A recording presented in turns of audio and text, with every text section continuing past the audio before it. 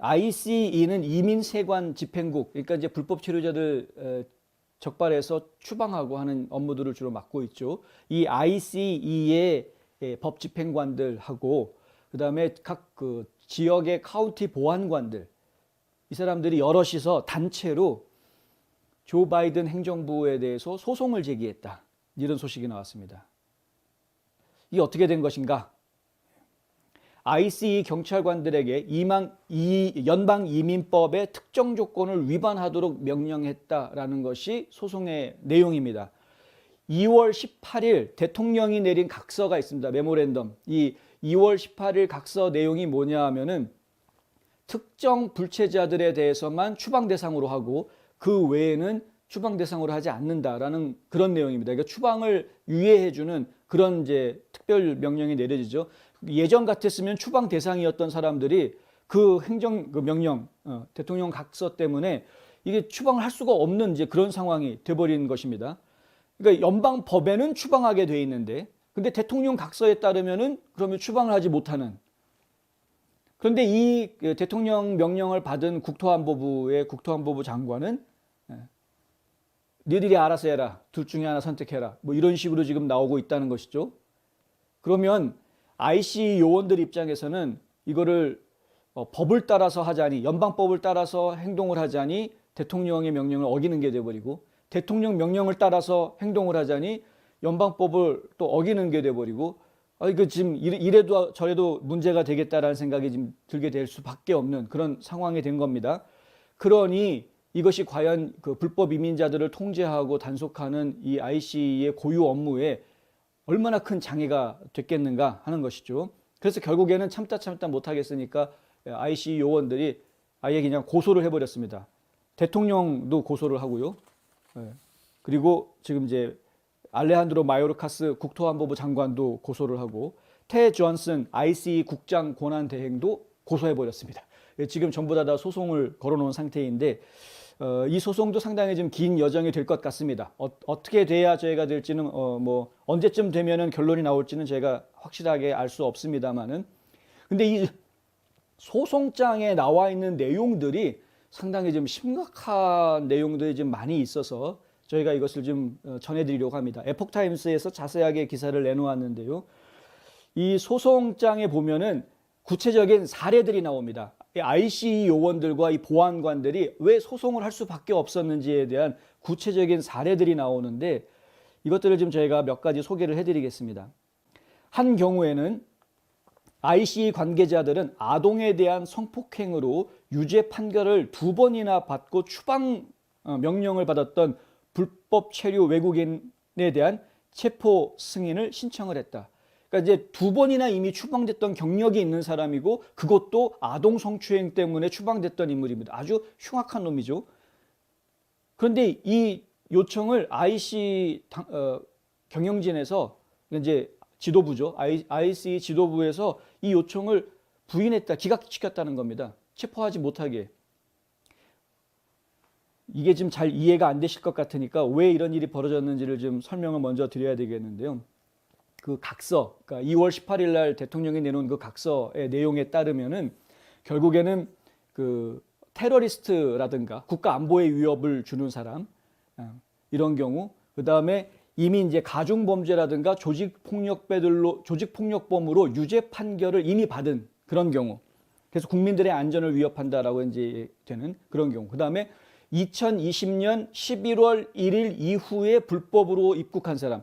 왜 2020년 11월 1일이 기준하는 날짜가 됐는지는 저희도 모릅니다. 그런데 2020년 11월 1일을 기준으로 해서 그때부터 불법으로 입국한 사람들에 대해서는 추방해도 된다. 그런데 그렇지 않은 사람들, 그러니까 2020년 11월 전에 10월 말까지 이미 입국해 놓은 상황에서 범죄를 저질렀음에도 불구하고 현재 그 재판이 진행 중이어가지고 최종 판결이 나지 않은 사람은 추방 못합니다. 지금 상황이 그렇습니다. 그리고 여기에서 이야기된 가중범죄라든가 조직폭력배 아니면은 테러리스트, 뭐 이런 사람들이 아닌 경우에는 이제 일일이 다 가서 물어봐야 합니다. 이거 이런 사람이 지금 어디에 있는데 우리가 가서 체포하겠습니다. 해도 됩니까? 라고 이제 물어봐야 됩니다. 위에 보고를 해야 되는 것이죠. 근데 관리자들이 그 보고를 받고 안 돼, 이 사람 체포하지 마. 그럼 못 하는 겁니다.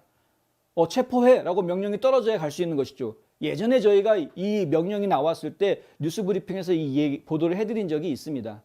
아니 이제 저 사람 저 집에 분명히 불법 치료자가 있다라는 걸 알았는데 가가지고 보고하고 그러면 관리자가 서면에다 이 종이에다가 직접 서명을 해서 오케이를 해주어야지 체포할 수 있게끔 그렇게 지금 지침이 내려져 있는 상황입니다. 그러니 가가지고 서명 받아서 오는 사이에 그 불법 치료자 도망가고 나면 못 잡는 거죠, 못 잡는 거. 이상한 행정 조치를 지금 취하고 있는 것이다라는 보도를 예전에 해드린 적이 있는데 지금 이런 상황에서는 체포를 해야 되는데도 불구하고 어디 있는지도 알아놨는데 체포를 못하게 하는 겁니다. 지금 우선순위, 이 세 가지 우선순위, 테러도 아니고 2020년 11월 1일 이후에 들어온 사람도 아니고 그리고 뭐 가중폭력범으로 판결이 난 사람, 법정에 죄가 판결받은 그런 사람이 아니라고 하면 그럼 잡지 마. 이렇게 돼버리니까 우선순위 없기 때문에 잡지 마. 이렇게 되니까 못 잡고 있다는 것이죠. 또 다른 경우 지역경찰이 헤로인을 판매한 혐의로 2번이나 추방된 불법 체류자 체포를 하려고 했습니다. 헤로인 판매한 마약범입니다. 마약사범. 그럼 2번이나 체포됐던 인물인데 이것도 추방해야죠. 그런데 그 외국인이 경찰차를 자신의 차로 들이받고 체포를 회피하려다가 경찰차 밖에 서 있던 경찰관을 칠 뻔까지 했다. 이런 놈은 반드시 잡아서 추방해야죠. 이 외국인 체포했습니다. 체포했는데 보니까 그 소지품에 4분의 1파운드, 그러니까 0.25파운드의 헤로인이 있었고 그 차 뒤에는 여성도 있었고 아기도 있었다. 아니 뒤에다가 그 여성과 무슨 관계인지 모르겠습니다만은 여성이 있었고 아이도 있는 그런 차를 가지고 경찰차 들이받고 도망을 치려고 했다가 지금 체포된 것 아닙니까? 더군다나 마약도 소지하고 있었고 이 사람 지금 구류됐는데 일단 구금돼 있는 상태인데 구금됐다가도 풀려나면 다시 체포할 수 있도록 승인해달라라고 요청했는데 IC 관리자들이 또 승인 요청을 거부했습니다. 체포 못한다는 거죠. 그 구치소에서 나오면 그냥 집으로 가게 해준다는 겁니다. 세 번째 사건은 아이를 강간한 혐의로 지방당국에 체포된 한 불법 체류자와 관련이 되어 있는 것이라고 합니다. ICE 관계자들은 이 불법 체류자를 현지 구금에서 풀려나자마자 구속하기 위해서 그를 구속하기 위한 승인 요청을 했는데 ICE 관리자들이 그 승인 요청도 거부했다. 나쁜 놈인 건데 아는데 아직 재판받아서 재판 판결이 끝나지 않았기 때문에 그러니까 보석으로 풀려나면 그냥 풀어주는 겁니다. 이 사람 추방해야 되는데 추방하지 못하게 하는 겁니다. 왜? 대통령 행정각서에 나와 있는 그 우선순위에 없으니까. 말이 안 되는 일이죠. 그러니까 이런 상황이 자꾸 벌어지면서 심각한 문제가 지금 발생하고 있다. 키니 카운티라는 이 카운티의 브래드 코이 보안관이 이런 말을 했습니다. 그들의 지원이 없다면 효율성이 있는 효율적인 법 집행이라는 것은 상당히 어려운 일이 되어버린다. 그들의 협조를 받아야 하는데 이거 지금 IC는 실제로 지역사회에 나가서 우선순위를 충족할 수 있는 개인을 찾아야 되는 상황이 되어버렸다. 이 사람을 체포하기 전에 네가 우리 세 가지 찾고 있는데 너 테러리스트니? 우선순위 지금 따져봐. 너 미국에 언제 들어왔니? 날짜 다 따져. 이런 식으로 좀 말도 안 되는 체크리스트를 가지고 사람들을 찾아야 되는 이런 상황에 걸려져 있다. 이거 도대체 이게 진짜 말이 되는 겁니다. 정말 말도 안 되는 일이 벌어지고 있는 것이죠.